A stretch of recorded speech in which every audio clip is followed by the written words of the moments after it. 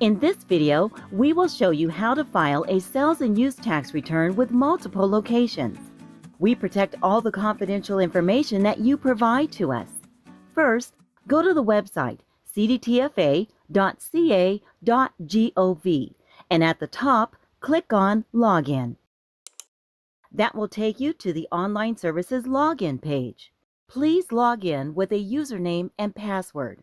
For assistance with creating a username and password, please watch our tutorials online. On the CDTFA Online Services Login page, enter your username and password, then click Login. On the Online Services Profile page, under the Accounts tab, we will click on the Sales and Use Tax hyperlink. This will take us to the Sales and Use Tax account page. Under the Periods tab, select the period end date for which you are filing. For this example, we will file the return for the period ending December 31, 2024, which is due January 31, 2025. For more information on due dates, visit our Filing Dates for Sales and Use Tax Returns page on our website. Click on File Return. On the Business Activities page, if you have never filed a return, you will be prompted to answer questions related to your type of business activities. After you have made your selections, you will not see this page again. In our example, our business did not conduct any of the business activities listed, nor did we sell motor vehicle fuel, so we will answer no to both questions. And click Next to proceed. On the Sales and Purchase Information page, enter your total sales.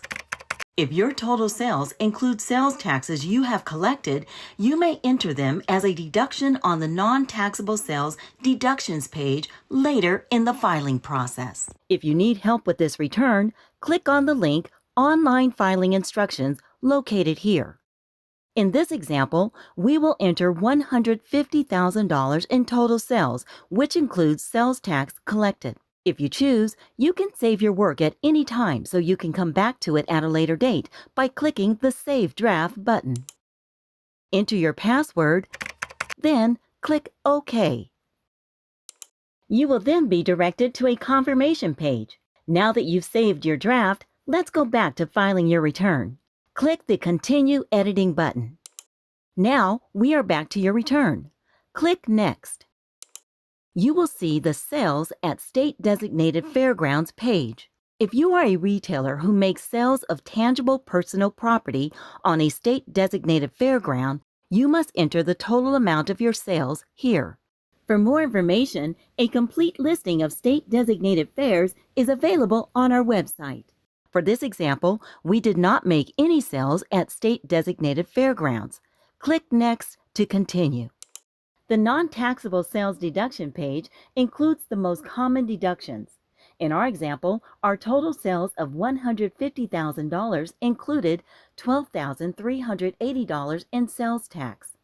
We will enter that amount in the box Sales Tax, if any, included in total sales reported.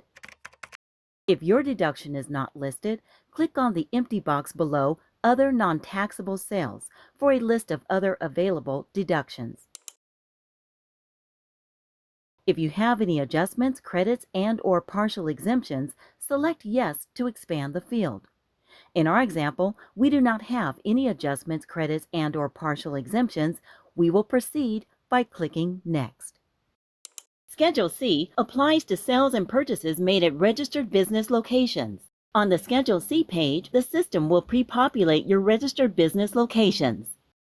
Allocate your total taxable transactions made at each registered location.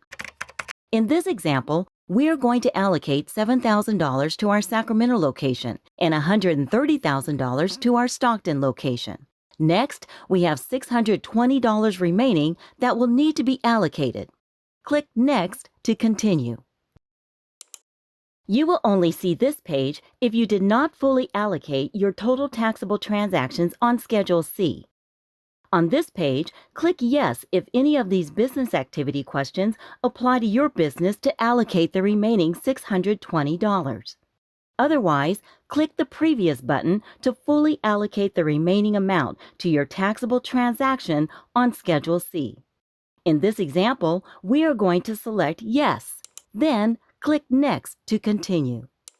On the Schedule B Local Tax Allocation page, you will be able to report local tax for sales or purchases not made at a registered business location. Other transaction types may also apply, such as construction contracts or leases. In this example, we made sales in Alameda County. We'll add Alameda County by clicking the empty box below county in which taxable transaction occurred. Next, we will enter the amount of taxable transactions made in that county. Remember, your total taxable transactions must be fully allocated on the local tax schedules to continue. Remember, you can save your work at any time by clicking the Save Draft button. We will proceed by clicking Next. Here is where we enter district taxes. First, you need to answer if you made any sales transactions subject to only 7.25% sales tax. In our example, we will select No. The box that says Taxable amount to be reported below represents the amount that must be allocated to one or more districts. In this example, our 2 registered locations were pre-populated based on the registered locations of the business. We then need to allocate our taxable transactions made in those locations, $130,000 in Stockton and $7,000 in Sacramento.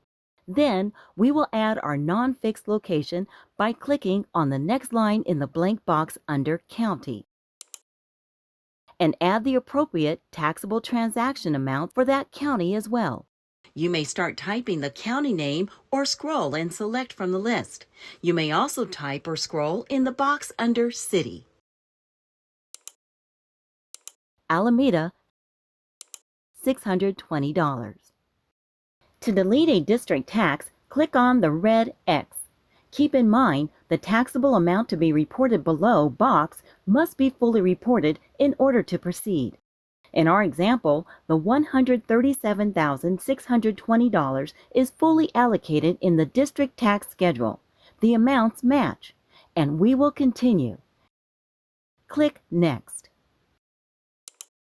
On the Tax Prepayments page, if you are on a quarterly prepayment filing schedule, you will see your prepayments here. You will only see this page if you are on a prepayment reporting basis. If you have made a prepayment and it isn't showing here, you can enter it now. If you have not made a prepayment, you will be presented with the Tax Prepayment Verification page, which will ask you to confirm that. Click Next. In our example, we did not have any taxable transactions during either of the prepayment time periods, so we will select No. Then click Next. Again, you will only see this page if you are on a prepayment reporting basis. If you collected excess tax from your customer, please enter it here. Remember, you can save your work at any time by clicking the Save Draft button. Let's continue. Review your summary page. If you need to make adjustments, click Previous. To print a draft of your return prior to submission, click on the Save Draft button below. If the information displayed on the page is correct, click Next. On the Your Information page, enter the required information. Then indicate if you are a paid preparer for this business. In this example, we will click No. Click Submit. When you click Submit, a window will appear to confirm your intent to file electronically and that your return is true, correct, and complete. Please read the information carefully. Enter your password and click OK to submit. This will serve as your authorization, and you will receive a confirmation email. This confirmation page represents your return filing only. To make an electronic payment, click on the Make a Payment button. To print your submitted return, click on the Print Return button. If you still have questions, please call our Customer Service Center at 1-800-400-7115, TTY 711.